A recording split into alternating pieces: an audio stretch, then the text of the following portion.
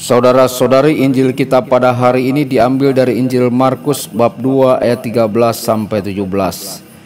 Sekali peristiwa Yesus pergi ke pantai Danau Galilea dan semua orang datang kepadanya. Yesus selalu mengajar mereka. Kemudian ketika meninggalkan tempat itu, ia melihat Lewi anak Alfeus duduk di rumah cukai. Yesus berkata kepadanya, "Ikutlah aku." Maka berdirilah Lewi lalu mengikuti Yesus. Kemudian ketika Yesus makan di rumah Lewi, banyak pemungut cukai dan orang berdosa makan bersama dengan dia dan murid-muridnya, sebab banyak orang yang mengikuti dia.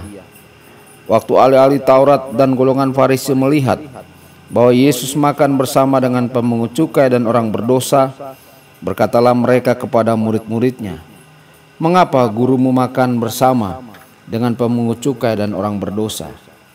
Yesus mendengar pertanyaan itu dan berkata kepada mereka, "Bukan orang sehat yang memerlukan tabib, tetapi orang sakit.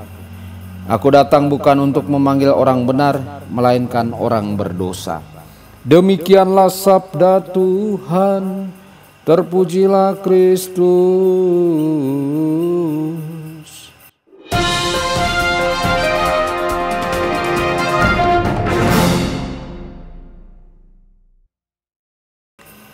Saudara dan saudari terkasih dimanapun Anda berada, jumpa lagi dengan saya Romo Tedens dalam saluran Warta Kabar Sukacita.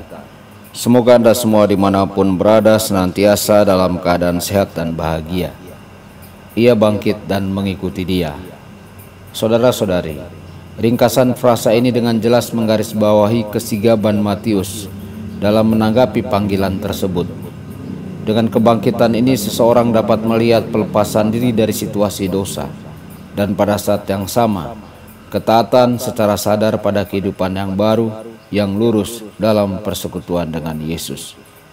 Kekudusan hidup bukan hanya sekedar pemisahan diri dari apa yang berdosa, tetapi sebuah partisipasi dalam kasih dan kekudusan Allah.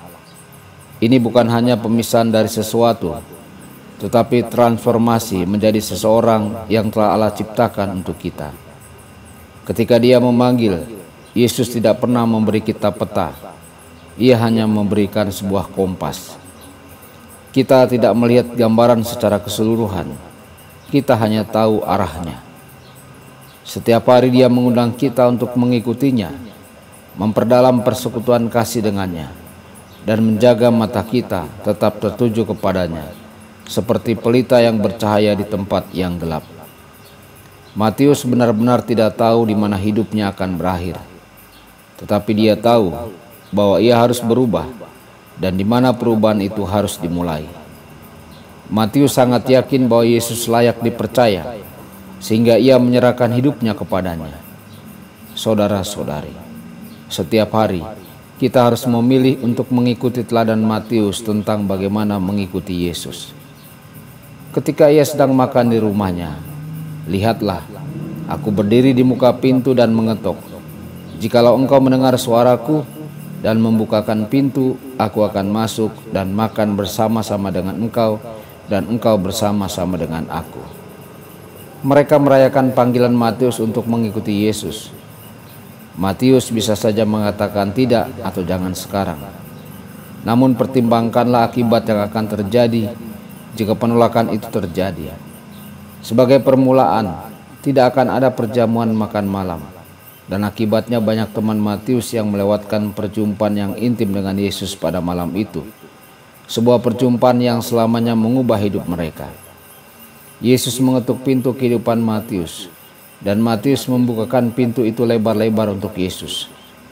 Kemudian seperti perempuan Samaria itu, ia berlari menjemput orang lain agar mereka juga dapat bertemu dengan Yesus.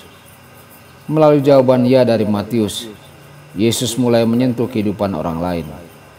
Setiap kali kita berkata ya kepada Yesus, Dia akan bekerja bukan hanya dalam diri kita, tetapi juga melalui kita.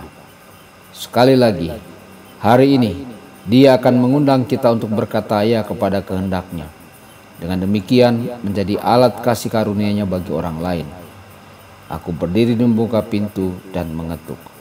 Saudara-saudari, mengapa guru kalian makan bersama para pemungut pajak dan pendosa, Dia melakukannya agar kita dapat belajar dua hal: kedalaman kasih-Nya kepada setiap jiwa, dan bagaimana kita harus mengasihi orang lain tanpa syarat. Allah menunjukkan kasih-Nya kepada kita oleh karena Kristus telah mati untuk kita ketika kita masih berdosa. Mengasihi seseorang tanpa syarat tidak berarti bahwa kita dengan senang hati menerima dosa mereka. Kita mengasihi mereka terlepas dari dosa mereka, dan dengan harapan bahwa suatu hari nanti mereka akan meninggalkannya. Belas kasih adalah satu-satunya bentuk kasih yang tidak pernah dapat kita lakukan secara langsung kepada Tuhan. Namun hal ini adalah ungkapan kasih-Nya yang terbesar bagi kita masing-masing. Melalui kematian Yesus disalib demi pengampunan dosa-dosa kita, Allah telah menyatakan puncak dari kasih. Dengan demikian, ketika kita mempraktekkan belas kasih, pengampunan, kesabaran terhadap orang-orang di sekitar kita, kita meniru bentuk kasih yang tertinggi. Yesus makan bersama para pemungut cukai dan orang-orang berdosa untuk alasan yang sama ketika Ia memanggil Matius untuk mengikutinya, karena Ia mengasihi kita dan ingin berbagi hidup dengan kita. Tuhan Yesus memberkati dan menyertai Anda semua. Sabda Allah adalah kebenaran. Sabda Allah adalah kehidupan. Mari kita mencintainya, mari kita menghayatinya. Ya Tuhan yang ku muliakan, sabda-Mu angkat resahku. Mari kita menghayati